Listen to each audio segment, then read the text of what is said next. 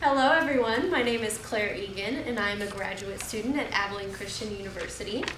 Today I'm going to be leading you guys through a few training activities that are focused on communication in the workplace and how we can use our communication skills to better work effectively as a team. I've provided each of you with your own training manual. If you would like to follow along in your manual, that would be great. Let's start on page 4 with our training objectives for this afternoon.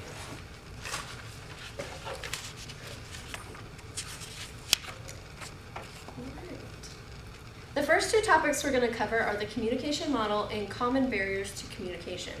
As we proceed through our training manual, you will also learn your own personal communication style, as well as the communication styles of your coworkers. And lastly, we're going to discuss how we can use what we have learned to better ourselves as workplace communicators. So without further ado, let's get started. To begin, I'd like to take you through the process of communication. What is communication? This question is probably so simple that you haven't even stopped to ask it.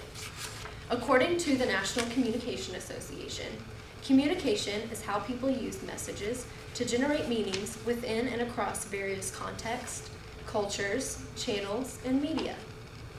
I like this definition for a couple of reasons. First off, I like that it recognizes that communication is more than just sharing messages. It also means to share value. Communication is not just the words you say or the ideas that you type out in an email. Communication is the way in which we connect with one another. I also like this definition because it mentions several ways in which communication can be shared. In this training, we are going to focus on communication channels, but we could easily do a whole week's worth of training on communicating cross-culturally or in media. As we make our way through today's exercises, keep in mind all the different ways in which we can be called to use our gift of communication. There are 8 elements to the communication process model: the sender, the idea, encoding, the channel, the receiver, decoding, feedback, and noise. These elements help define the process of communication. You can see the communication process illustrated in this model. This image provides a visual representation of the path in which an idea takes. Let's go ahead and take a look at each of these individual elements more closely.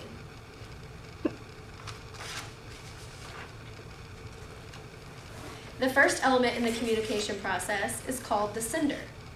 The sender is the person who initiates the communication process. The sender begins the process by having a message or an idea that they wish to pass along to another person or entity.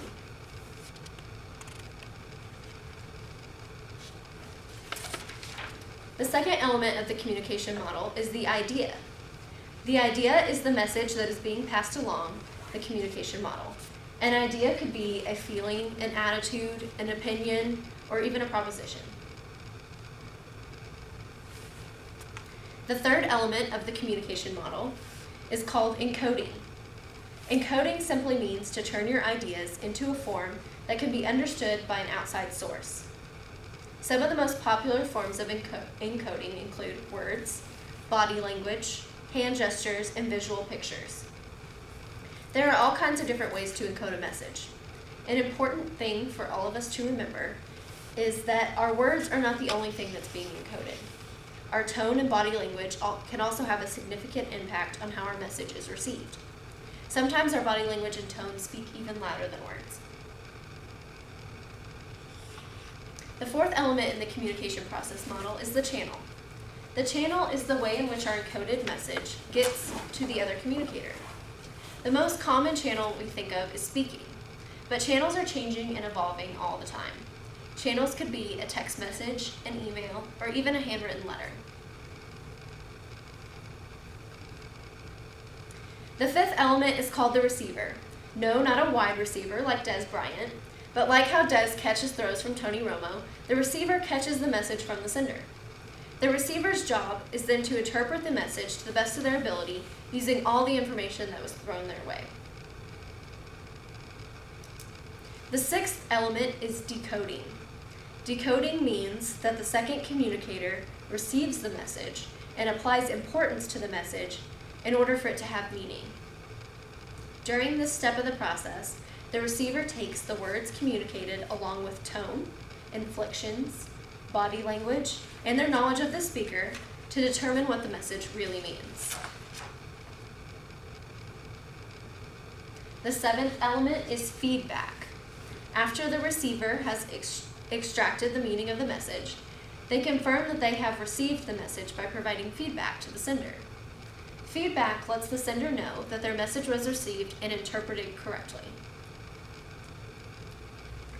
The last and final element of the communication model comes into play when something interferes with the message being communicated properly. The interference or noise could mean physical noise that keeps you from hearing the message, psychological noise that keeps you from being able to understand the meaning of the message, or semantic noise where jargon or technical language gets in the way of your ability to interpret the message you are receiving. We will learn more about the effects noise has on successful communication in Part 2. Are there any questions before we move on? No?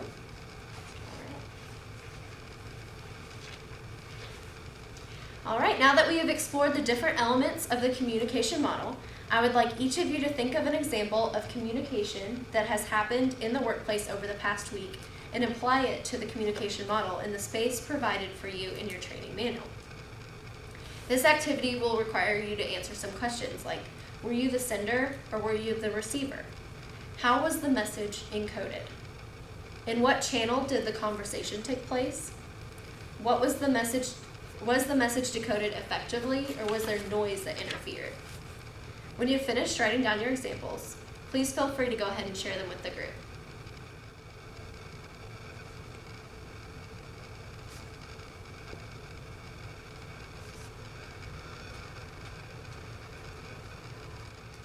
Okay, who would like to share their example first?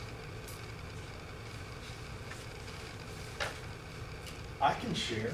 All right. So I'll just go through the 8 aspects. Yeah, just go through each step. Okay, cool. So sender, Cliff, the senior pastor. Okay.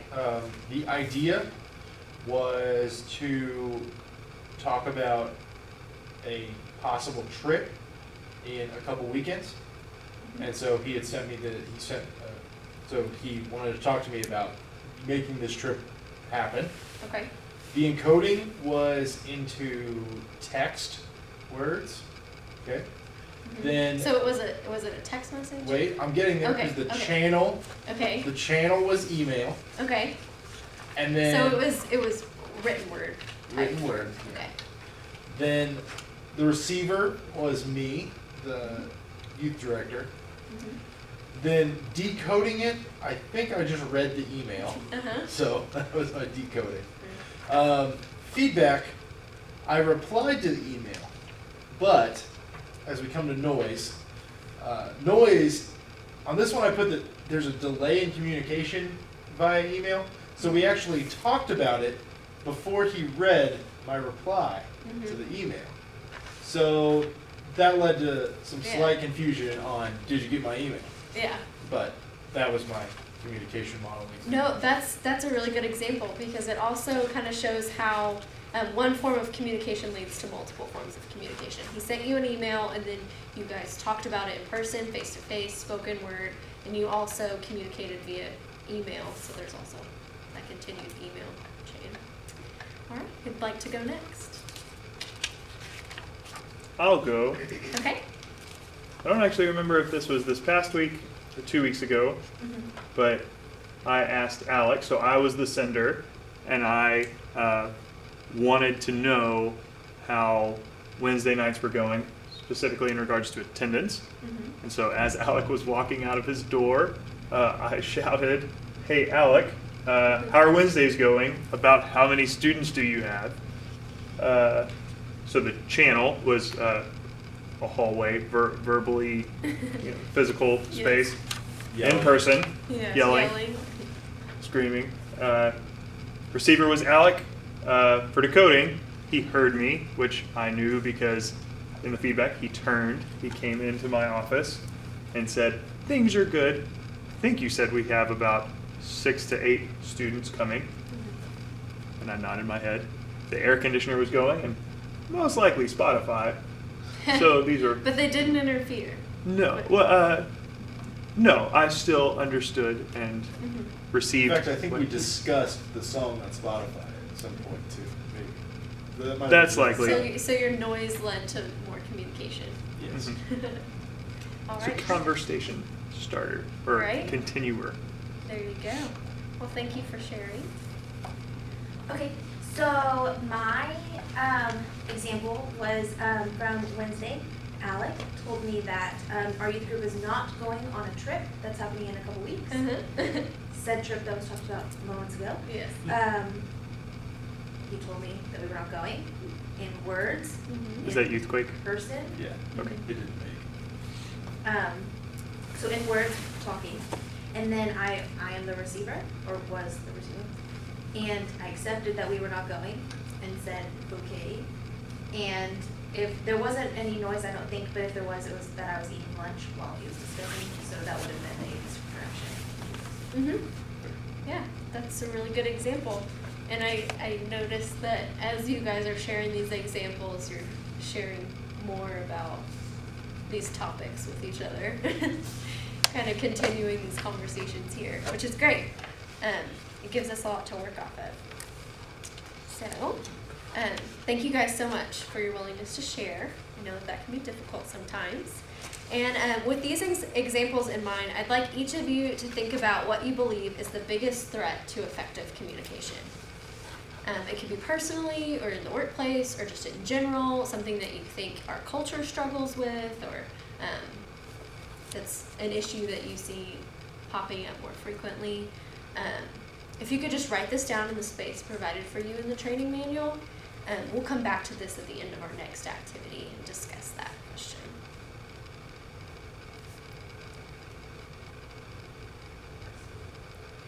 So while you guys are finishing up writing those down, I'm going to go ahead and move on to part 2. I'm going to start our discussion.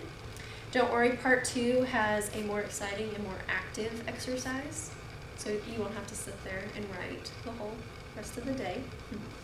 In part 1, we touched a little bit on the final element of the communication model, noise. You guys also had a chance to touch on that in the activity. In this section, we're going to take a closer look at the different ways that communication can be interrupted. So what is noise? Noise is anything that interferes with any type of message being communicated effectively. There are 3 different types of noise. The first is physical noise. Physical noise is anything that gets in the way of you physically receiving someone's message. Most of the time we think of something like maybe a train went by right when the speaker started talking, or like you mentioned the air conditioner, or music. Usually we think of, noise as a sound that interrupts us from physically hearing what the sender is trying to tell us. But there are also other kinds, like maybe you received a letter from someone and the letter got wet and the ink ran. Then in that case, water would be the noise because it interfered with you being able to read the message. There's also examples like that deal with technology, like losing signal. I know that happens a lot to some of you. So that is also an example of physical noise. The second type of noise is psychological. Sometimes our emotions or opinions get in the way of us interpreting a message clearly. Our opinion about a certain politician, for example, might prevent us from hearing their argument or ideas correctly. Or our expectations and prejudices lead to false assumptions or stereotypes. Sometimes emotional things happen in our lives that get us so excited, upset, or happy in a way that interferes with our ability to decode a message properly. Have you ever been surprised? Were you ever so surprised that you have a hard time remembering details about what people were there or what they said to you because you were in shock from being surprised? Or have you ever been laughing so hard that even though what you were saying wasn't funny, it still came across as funny?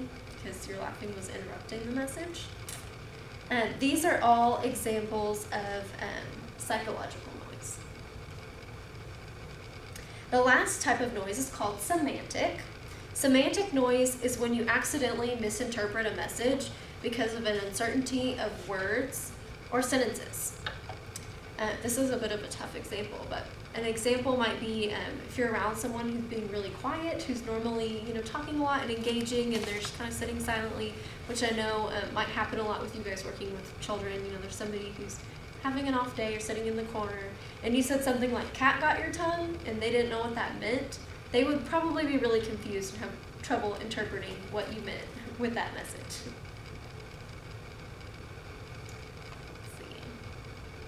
So I know you guys are probably tired of sitting there and ready to get up and move around. So let's go ahead and move on to our second activity. I have placed in this bowl a few examples of common communication barriers. So one at a time, I'd like you guys to come up and draw an example and then act out that communication barrier. If you need any assistance, I would be more than willing to be a secondary actor for you guys. So who would like to go first? Okay. Alright, y'all ready? Okay. Oh my gosh, have you heard that new Nicki Minaj song? Oh my gosh. Oh, she said, what is that? Good job. So her example was prejudice or stereotypes that she's inflicting on someone because of the way that they're communicating. So the way that I was like, oh my gosh, have you heard that? She, instead of listening to and saying oh no, I haven't heard that song, or yes, I heard it, it was great, or whatever. Instead, she just made fun of the way that I communicated. So that interfered with her understanding exactly the message that I was trying to tell her. Good job, thanks. Who wants to go next?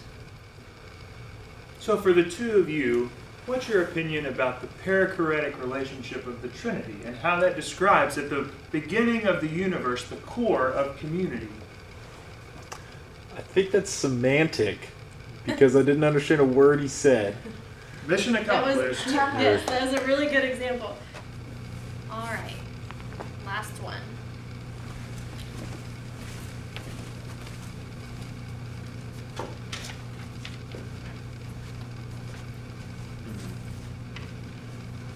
Will you be this person? Okay.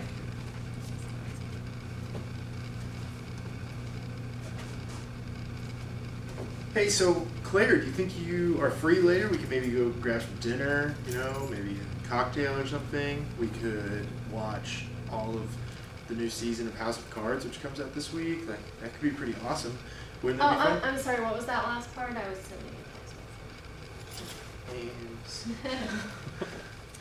So thank you all for being such great participants. It was a lot of fun. And now that we fully understand the concept of communication barriers, let's talk about what we believe is the biggest threat to communication in this work environment. So if you guys could flip back to the activity, to activity 1 in your training manual, and go ahead and share with us what you wrote down as the biggest threat to communication during that last activity. Go ahead and talk about that.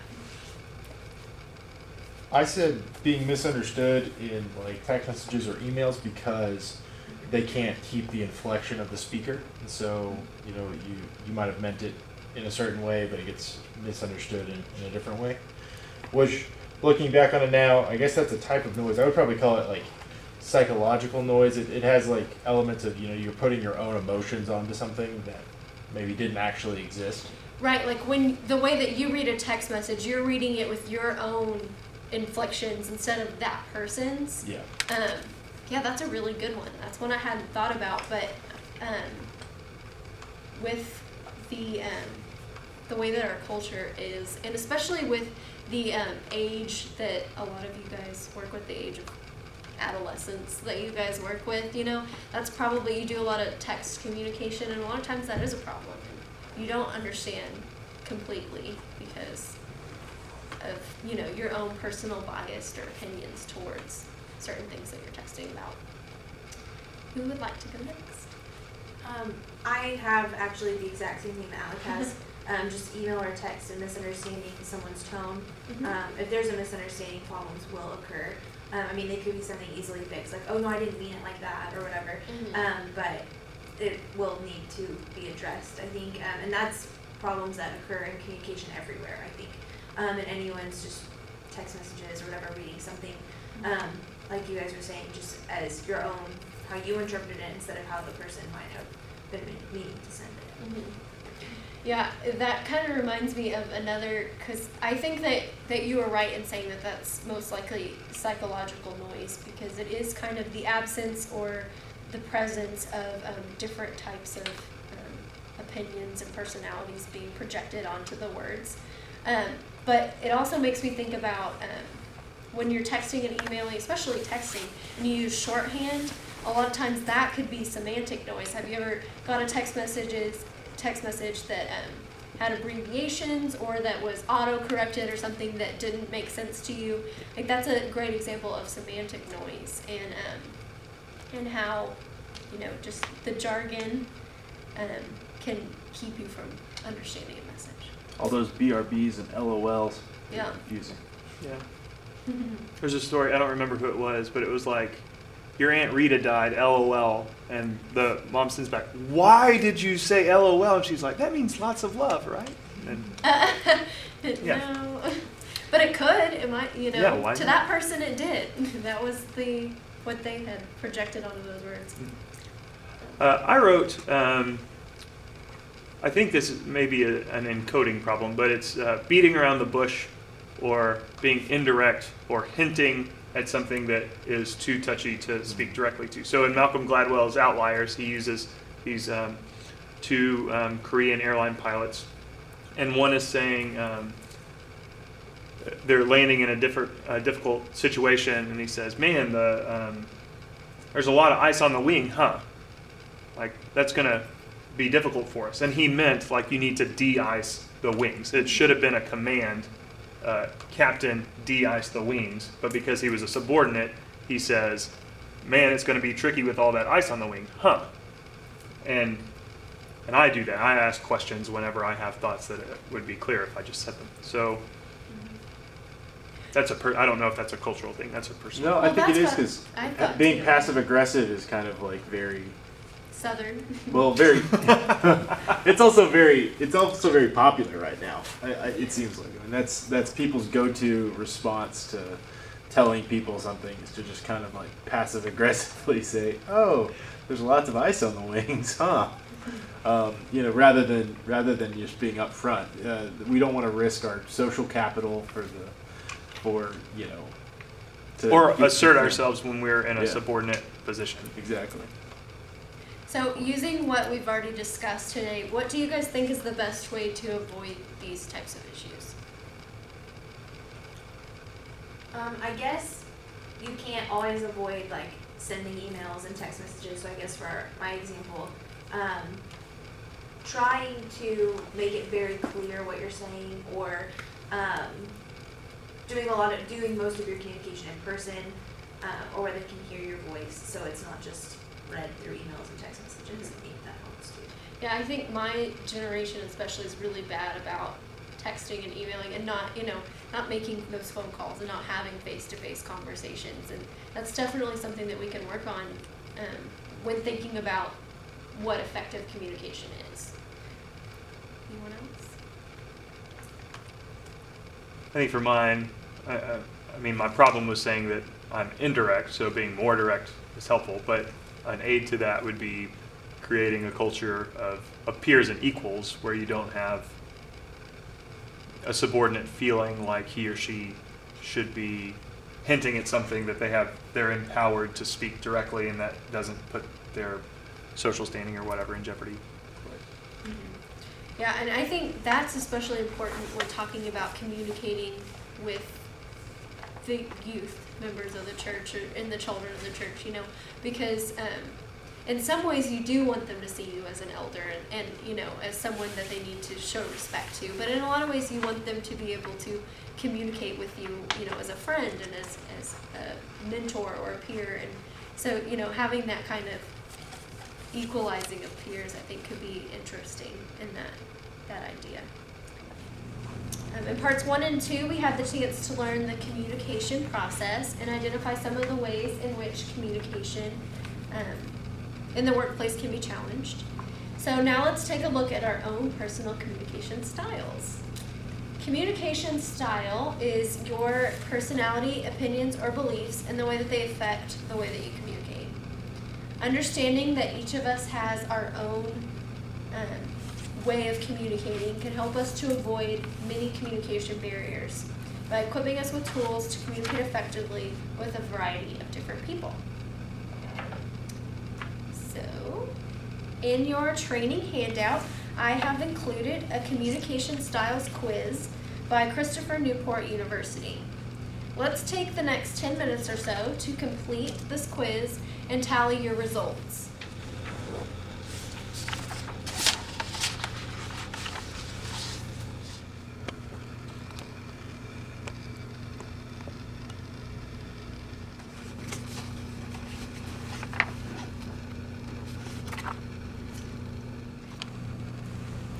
All right, it looks like you guys are beginning to finish up. Does anybody want to go ahead and share their results? I am pretty close on 2 of them. Okay. I got 4 A's and 5 D's, Okay. and then 1 on the narrator and 1 on the contemplator, or 2 on the contemplator. But after kind of reading through them, I feel like the somewhere between an asserter and a demonstrator is pretty close. Although I think it was pretty indicative that I got 1 more demonstrator, because if I was going to pick one, just looking at them, I would have picked demonstrator for myself. What does it say about demonstrators? Demonstrators are people-oriented, fast-paced, and enthusiastic. They usually have more open and casual body language. They tend to be animated and outgoing, prefer an informal atmosphere. Demonstrators can be outrageous, spontaneous, excitable, and sociable. Their ideas, people who like to be in the limelight. If overbalanced in this style, some weaknesses may show up, such as being unreliable, self-centered, overly optimistic, and indiscriminate. They tend to be somewhat disorganized, trouble being on time, wear bright colors, sit in open posture, take the initiative, laugh easily and loudly, are fun-loving, like to talk about themselves. So the rest of the group, do you guys feel that that's pretty accurate? Yeah.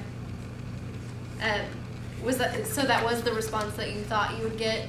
Well, if I looked at it. Yeah, if I was picking one, I would have picked that one. Very cool. I was split between narrator and contemplator. I think that's probably fairly accurate. I mean, one of the jobs listed under narrator was minister, and I'm a thinking one of those. And I like to read a lot. I take a lot of notes. So I thought those seemed fairly accurate. For me, I was very much narrator, but then I did have 4 for D's, and there were a couple of traits of the narrator that I don't fit as well, or don't fit me as well, but then there are a couple of the demonstrator or whatever that fit me more than the narrator does. But Which one, well, what part of the narrator do you think describes you really well?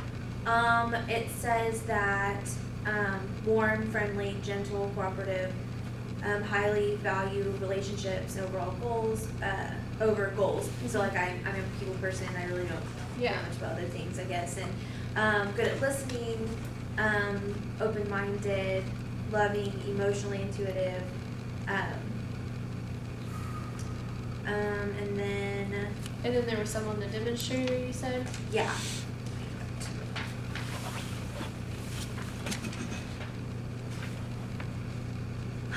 Well, demonstrator is somewhat disorganized. I'm not very organized at all. I wear bright colors. I laugh easily and loudly. And so I guess I'm outgoing. So I guess a narrator would be more timid. Not necessarily shy, but just a little more reserved. And I feel like I'm not reserved. So you're an outgoing narrator. Yeah, yeah, I think that's pretty much it, because I do laugh often and loudly, so not quietly, but loudly, so yeah. Yeah, and I can see how those go together really well, because if you are somebody who, values relationships, is the highest, then you have to be a pretty outgoing person to form relationships and communicate with people often. So let's go back and talk about which ones y'all scored the lowest on. What did you say yours was? For asserter, I didn't have any on that No one. asserters. And reading through it, not at all anything like me. I don't know, I feel like it says they laugh less frequently than some, and they maintain a more serious demeanor. They take on the leadership role in those situations, and I feel like in some situations I do, but if I'm not comfortable if I don't know what's going on, I'm obviously not gonna like step up and like take charge. I don't really ask pointed or challenging questions. I just kind of whatever. So. Yeah, that's funny. I scored highest as an asserter, but also contemplator. I scored the same in both the highest. What did you guys get as your lowest? I tied between asserter and demonstrator, and I think I've already said before we did the style thing that I'm not very assertive. I mean, I So feel like I'm you're not ambitious, I'm surprised. orderly, but I definitely prefer people to process, and plenty of things I let stop me. I don't feel that I'm judgmental. I think I try to be patient, and I think most of the time I'm fairly patient. And then as a demonstrator, I am not animated at all. And I think that would be, I'm not disorganized. I'm fairly well organized. Based on my clothing today, I do not wear bright colors, mostly blue and green. My lowest my lowest was narrator, and then, which I had only one narrator, and I had two in the contemplator, which I agree with for the most part. I mean,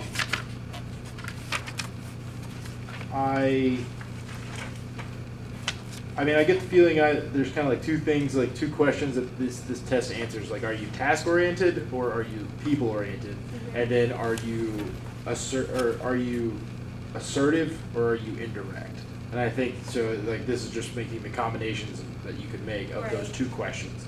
And so for me, I mean, I'm pretty direct and pretty assertive, and probably tend towards people, but not necessarily. Like, I can be on task too, but so in a demonstrator is, I think that's why I got what I got, asserter and demonstrator. So the narrator and contemplator, I mean, obviously I think I could find some things that I would agree with, but for the most part, I understand why those are pretty low on my list. Well, I appreciate you all sharing, and we really do have some interesting results here. I'm kind of glad that it kind of worked out the way that it did, because there is some overlap in some things that you guys have in common with one another, but there is a lot of things that are complete opposites. And so as we move forward and kind of ask questions about how, knowing how we best communicate, as well as knowing how the others in the room best communicate, how can we use that to the best of our ability? How can we use that not as a communication barrier, but to help us? So what do you guys think that, or how do you guys think that understanding each other's personal communication style helps us work effectively as a team?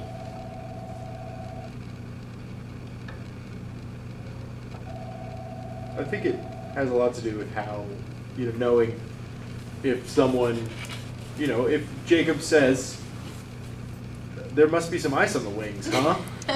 Then I should probably recognize the fact that, well, he doesn't necessarily want to, not be, even if we are peers or whatever, he doesn't want to assert himself onto me or tell me what to do. He's just, trying to give me a nudge and a little understanding as to what he does. But I mean, it's good to understand, that he's probably not going to be as assertive as I would have been in the same situation, where I would probably just say, go get the ice off the wings. So does this exercise help you guys better understand how to communicate with one another? Yes. I think so. Did you learn anything new about yourself? I think that when I look at things like this, it's not necessarily that I learned anything new about myself, but it kind of like pinpoints it for me. You know, like I know my tendencies. I know that, like for instance, I like to work alone more so than in a crowd. I don't like being around large groups of people. Those are all, those are things that I know about myself, but to kind of pinpoint it and go, oh, you're this type of person, and these are the things that you do well at, and these are the things that you struggle with. For me, that just provides a lot of clarity, It puts it into words. Yeah. It confirms what you already knew, but, or might have been like circling around and like, okay, yeah, this is it, or this is me. Yeah. It also makes some good points too about, I think, I was reading, where if you're like overbalanced in a certain area, it kind of talks about some of the negative sides of each of these different things. And I think that was really interesting too, because those were, when I was reading those about the things that I matched to me it felt like, oh, like those are weaknesses that I often find myself struggling with. Those are points that I often am dealing with. So did you guys learn anything new about each other? Did you kind of know these things about each other, or did it kind of open your eyes to things that you didn't know? I think again it just kind of pinpoints it, like you were saying, you kind of get a feel for other people, but when you start, I think when they get this answer, and so you kind of put together like, oh well, yeah, I've experienced them, and you kind of see things like fall into place a little bit more and understand it a little better. So let's go ahead and continue on to part 4, where we're going to put these ideas into practice.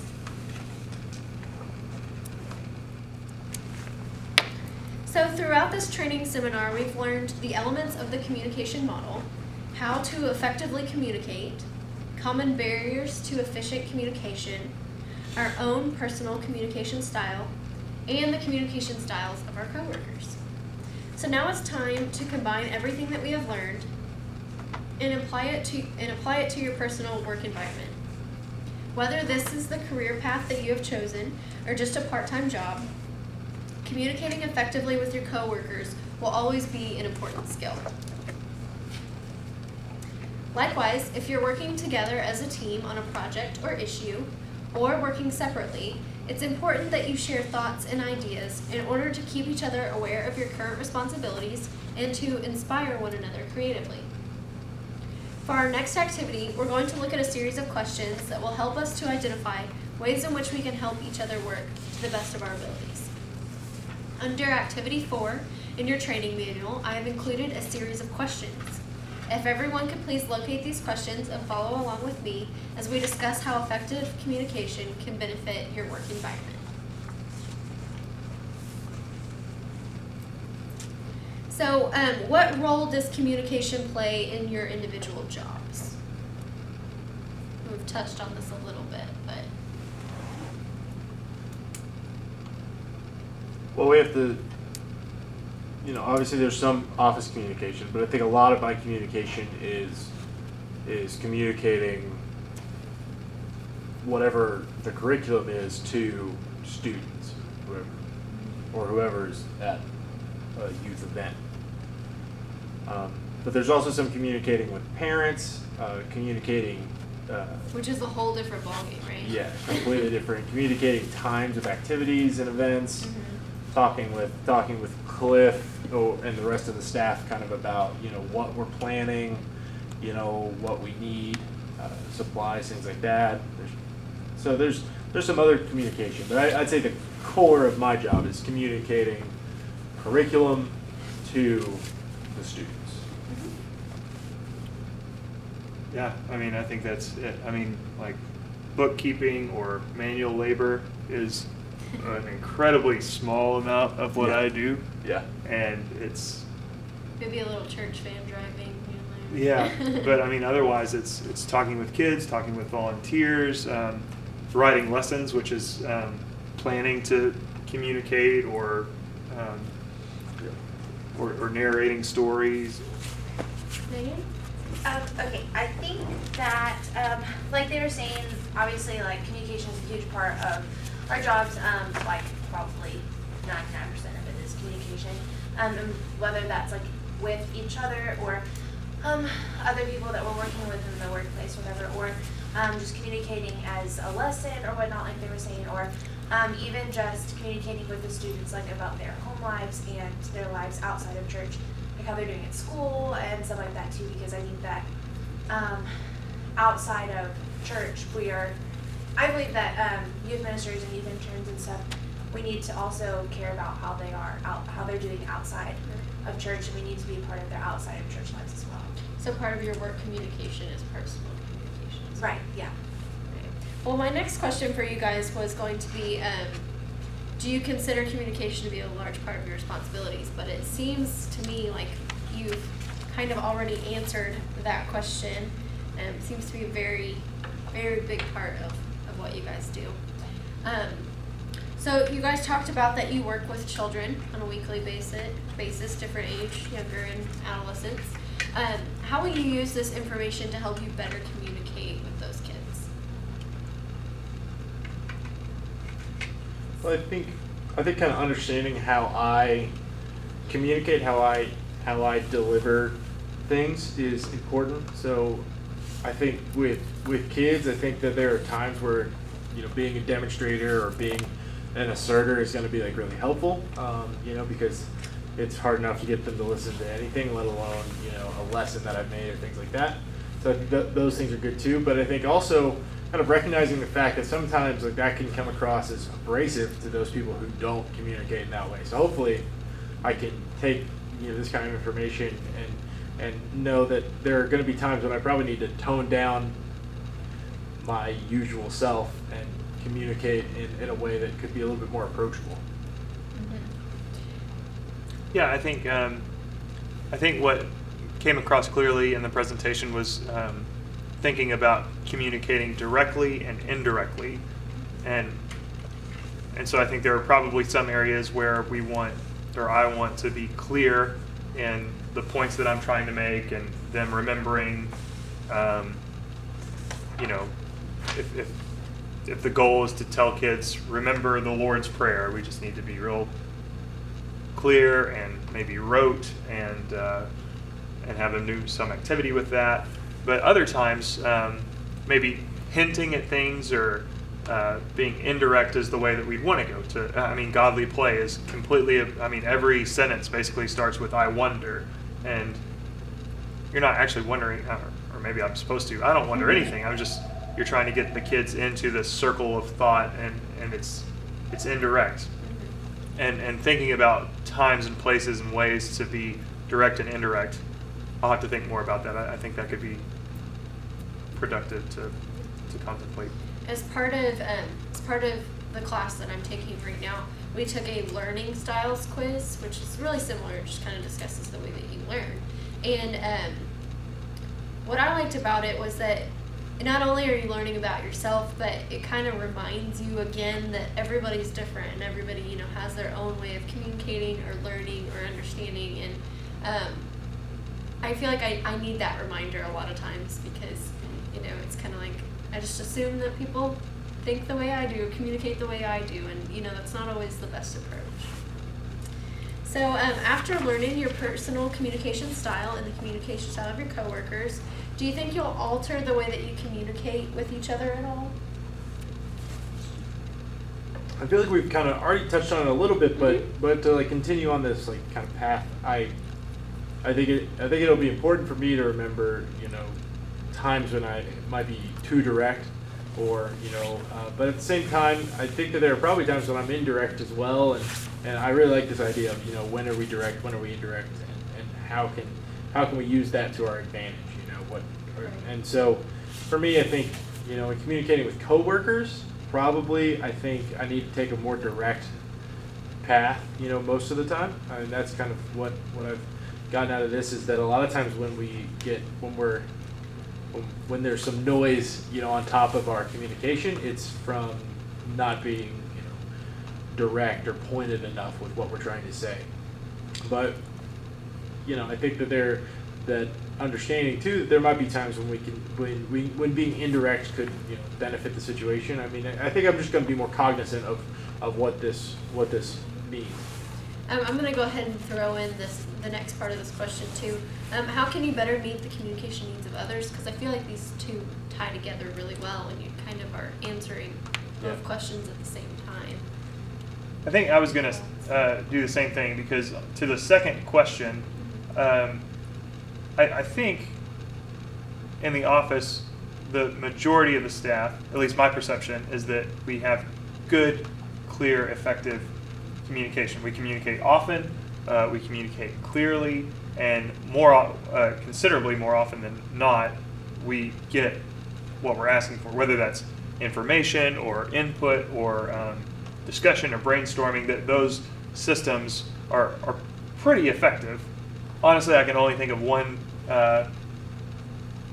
coworker where I feel like that might not be the case, but there's 7 other people on staff or so, and it's pretty good. So I'm leading with communication is good. Can it be better? Yeah, I'm sure, but I don't think that changing style, those are minor. They would be minor changes. Like, I think I might be more direct or assertive with you, but I feel like we have pretty good communication when we need to have communication. So why would I, if it ain't broke, why fix it? Yep. I totally agree, though. I think the office right now has pretty good communication across the board. I don't think there's anybody that feels like they can't approach someone else about different things. But I definitely think that this stuff kind of transcends like out of the office, though, because when we think about it, we have like 1,000 coworkers on this, like in the church, and when you look at it that way, there could definitely be some better communication in other aspects. Mm-hmm. And I think that really brings me to my last point here, which is, how do you see yourself using your communication skills to glorify God through your work? I mean, I think if you consider church work about bearing witness or testimony or proclamation of the word or words or scripture, or I think I named it as bearing witness to love, justice, and freedom, that if proclamation is the way you see the work of the church, then proclamation is a synonym for communication. Bearing witness, giving testimony, testifying, those are all communication words. And if that's the lens through which you see the work of the church, then just doing that more effectively or clearly or more often, those all, I assume, bring glory to God. So just thinking about how we do it more effectively, and maybe when we do it ineffectively, that's still glorifying, I hope. Yeah, to the best of our knowledge. Yeah, exactly. I mean, I completely agree with what Jacob said. Not to beat a dead horse, but I think that when we're communicating effectively, we're more effective at communicating God's message, which is, our whole point.